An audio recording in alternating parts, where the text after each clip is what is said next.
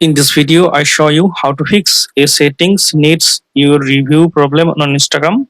For fixing this problem, go to your phone settings, then go to apps, then go to see all apps. Now tap on search for Instagram, tap on it, tap on force stop, then OK, then tap on storage and cache, then tap on clear storage, then tap delete. Now go to Play Store, search for Instagram. Now up to date your Instagram if available any update version. After update, then open it.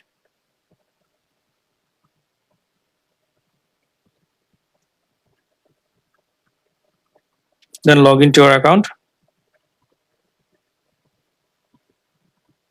Now I hope that this method fix a settings need your review problem on Instagram. Thanks for watching. Don't forget to subscribe.